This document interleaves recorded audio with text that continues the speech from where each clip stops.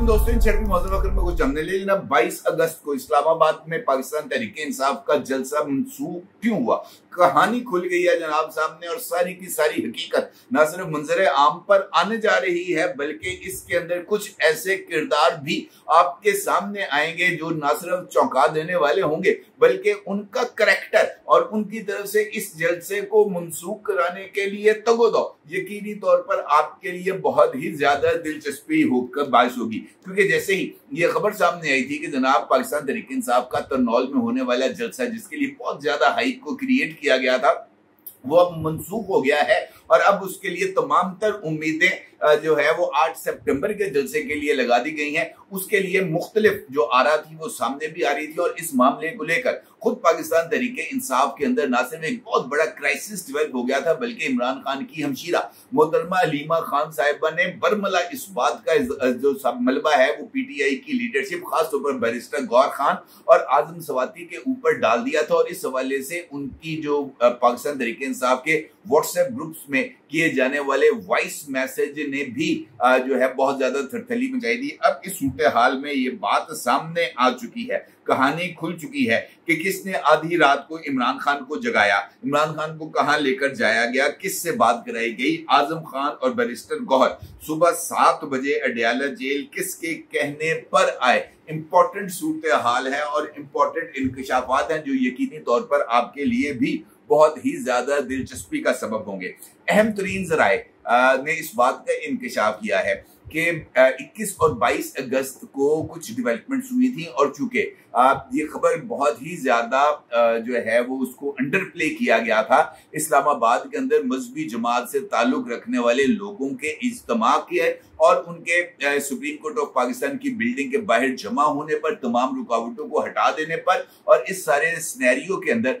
Police और मजहबी जमात के कारकुनों के दरमियान जरा तसादुम भी हुआ था और पुलिस ने उनको मुंतशर करने के लिए आंसू गैस की शेलिंग की गई थी। जिस तरीके से मैंने आपसे गुजारिश की कि इस खबर को अंडर प्ले किया गया था, इस बात की को मुकम्मल तौर पर इंश्योर किया गया था कि पाकिस्तान के मेन स्ट्रीम मीडिया और खासतौर पर ऐसे सोशल मीडिया अकाउंट्स जिनकी फॉलोइंग ज्यादा है उनसे ये रिक्वेस्ट की गई थी कि जनाब इस खबर को आपने अपने सोशल मीडिया अकाउंट से शेयर नहीं करना। लेकिन इसके बावजूद डॉन न्यूज ने अपनी वेबसाइट के ऊपर और अपने चैनल के ऊपर इस खबर को ना सिर्फ शेयर भी किया था बल्कि इस खबर के अंदर होने वाली जो तफसीलात हैं उसको भी शामिल किया गया था। इस मामले को लेकर चूंकि इस ये जो इज्तिमा था और इस इज्तिमा से पाकिस्तान तहरीके इंसाफ के जलसे के दरमियान एक दिन का गैप था। इस एक दिन के गैप में जो वजीर आला खैबर पख्तूनख्वा थे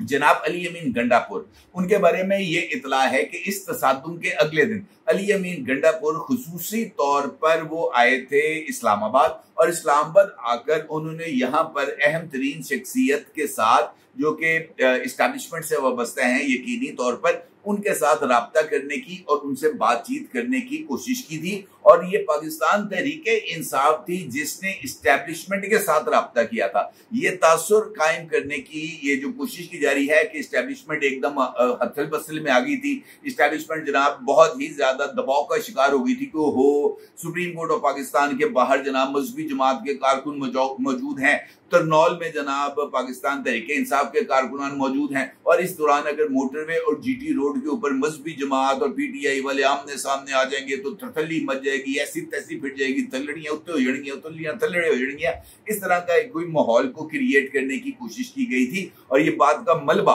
पाकिस्तान तहरीके इंसाफ की तरफ से एस्टेब्लिशमेंट पर डालने की कोशिश की गई थी, जबकि हकीकत इसके बिल्कुल बरक्स है। हकीकत यह है कि अली अमीन गंडापुर खुसूसी तौर पर पेशावर से इस्लामाबाद आए। इस्लामाबाद आकर उन्होंने एस्टेब्लिशमेंट से ताल्लुक रखने वाली एक शख्सियत जिनके साथ उनका जाती ताल्लुक भी था उसके साथ राब्ता किया और जिस शख्सियत के साथ राब्ता किया गया मैं वाज़ेह तौर पर आपको बता रहा हूं कि वो अस्करी शख्सियत नहीं थी, वो गैर सियासी शख्सियत नहीं थी, वो सियासी शख्सियत थी और सियासी शख्सियत ऐसी थी जो एस्टेब्लिशमेंट के करीब समझी जाती है। उनके साथ राब्ता किया गया और उनसे इस बात का इजहार किया गया, खदशे का इजहार किया गया कि जनाब हमें ऑलरेडी इजाजत मिल चुकी है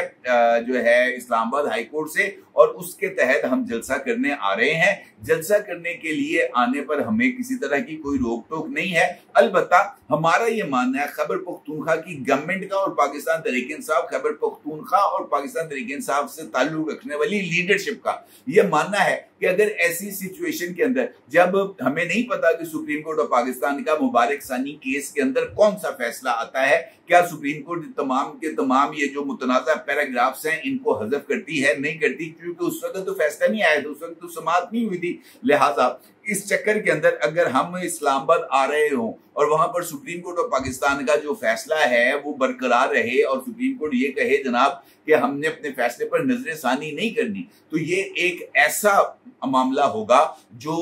जिसके नतीजे में जो एक्शन रीप्ले कल हुआ है वो दोबारा भी दोहराया जा सकता है। लिहाजा उसके नतीजे में अमनो अमान के खदशात होंगे। और चूंकि पाकिस्तान तहरीक इंसाफ पर ऑलरेडी 9 मई का वजन है, पाकिस्तान तहरीक इंसाफ नहीं चाहती कि जनाब हमारे ऊपर मजीद एक ऐसे ही किसी वाक़े का वजन आए। लिहाजा बेहतर ये है कि हमें एक्सेस दी जाए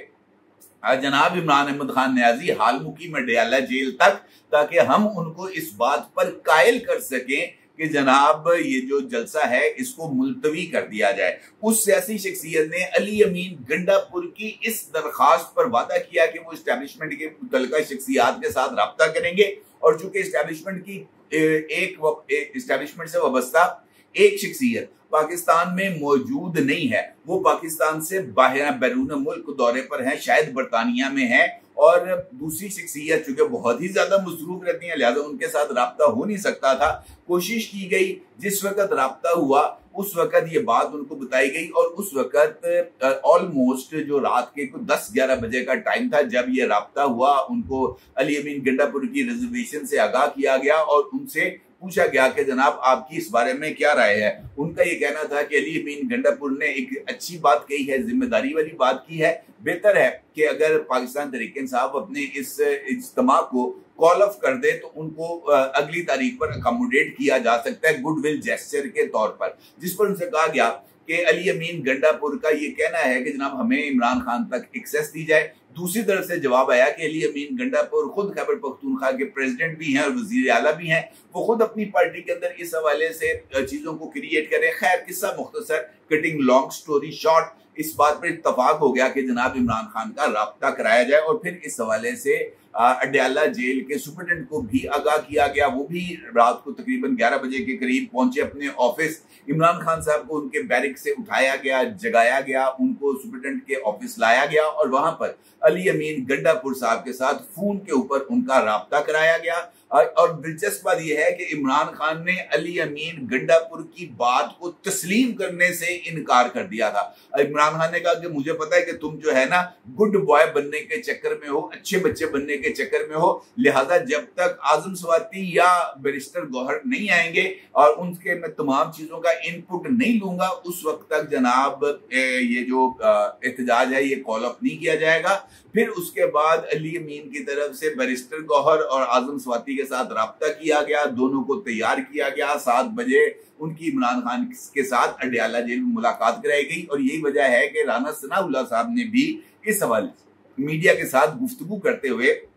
जिक्र किया था कि जनाब ये जो कुछ हुआ है ये किसी के कहने पे हुआ है, वो जो जिसने कहा वो अली अमीन गंडापुर है, और जिसकी इजाजत से हुआ वो भी अब सबके सामने आ चुका है। लिहाजा इसके अंदर किसी तरह का कोई भाम नहीं। लेकिन आज पे जब इमरान खान साहब 190 मिलियन पाउंड्स केस की समाअत के दौरान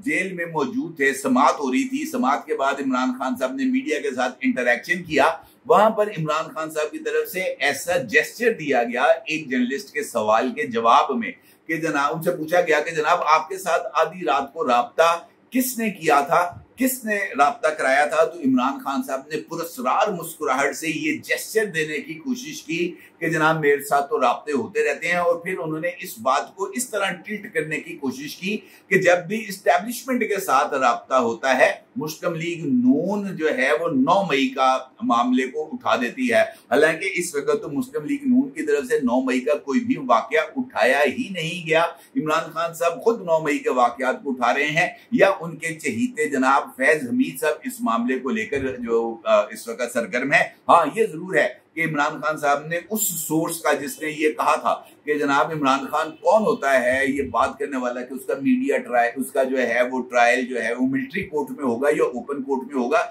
इस सवाल का जवाब इमरान खान ने कहा था कि जनाब वो कौन नहीं होता, वो मैं होता हूं जो साबिक वजीर आजम है पाकिस्तान का। मैं कोई आम आदमी नहीं है, मेरी गलत वजन है, मेरे पीछे लुकीन है और मेरी जमात को जो है वो बहुत ज्यादा पॉपुलैरिटी हासिल है, लिहाजा अगर मैं कोई बात कहता हूं तो उस बात पे वजन होना भी चाहिए और उस बात पर जो है गौर फिक्र भी होना चाहिए। और फिर इमरान खान ने ये कहा था कि अगला जो जलसा होगा होने वाला है 8 सितंबर को, उस जलसे के हवाले से अगर कोई ये बात भी कह दे कि इमरान खान ने जलसे को मुलतवी किया है तो उसकी बात पर भी यकीन नहीं किया जाएगा। अब जो जलसा होगा वो 8 सितंबर को होगा और हर हाल में होगा। ये इमरान खान ने मीडिया के साथ गुफ्तगू करते हुए इस हवाले से जिक्र किया। अब अगर 190 मिलियन पाउंड केस की बात करूं तो इस केस की समाअत, अगली समाअत जो है वो 25 अगस्त तक मुलतवी कर दी गई है, यानी पीर तक। पीर को इस केस के अंदर जो नैब का तफ्तीशी अफसर है जिसने 190 मिलियन पाउंड केस को इंटेरोगेट और इन्वेस्टिगेट किया था, उसके ऊपर जरा हुई है एक मर्तबा फिर, और उस जरा जो वो जरा है वो आज मुकम्मल नहीं हो सकी। अब इस केस के अंदर अगली जरा जो है वो पीर को होगी और इमरान खान साहब के वकला की तरफ से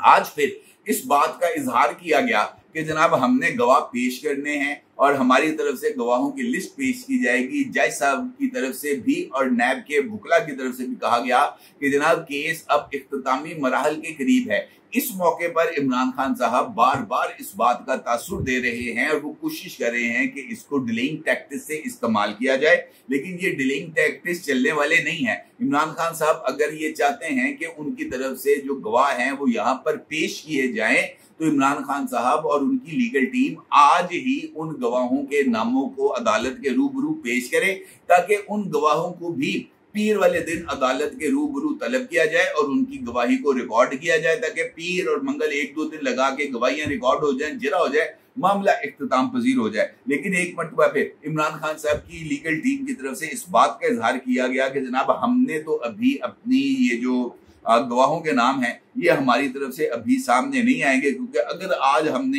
इन गवाहों के नामों का ऐलान कर दिया तो फिर डाले वाले आ जाएंगे और डाले वाले उठा कर ले जाएंगे। एक जानिब इमरान खान साहब कहते हैं कि डाले वाले मेरे साथ राब्ते में है, दूसरी जानिब वो कहते हैं कि डाले वाले आएंगे और ले जाएंगे जो है वो मेरे गवाहों को। अब इमरान खान साहब सच बोल रहे हैं झूठ बोल रहे हैं ये अलग बात है। अलबत्ता आज की समाअत के दौरान नैब के तफ्तीशी ने इमरान खान के बयान को और इमरान खान साहब की तरफ से मैं मौसूम हूँ वाला जो जेस्चर था उसको ना सिर्फ उड़ा के रख दिया, बल्कि इमरान खान की मीडिया के साथ जो 2 दिन पहले इंटरेक्शन थी उसके हवाले से मुख्तलिफ सोशल मीडिया अकाउंट्स पर और मुख्तलिफ अखबारात में शाया होने वाली खबरों का हवाला भी दिया गया, जिसके अंदर जो नैब का तफ्तीशी था उसका ये कहना था कि इमरान खान ने खुद एतराफ जुर्म कर लिया है जब वो ये कहते हैं कि जनाब मैंने ये जो मामला है इसको काबीना से छुपाया। तो ये मेलाफाइडी इंटेंट यहाँ से ही जाहिर हो जाती है कि इमरान खान साहब और शहजाद अकबर साहब ने बजाते खुद किसी न किसी लेवल के ऊपर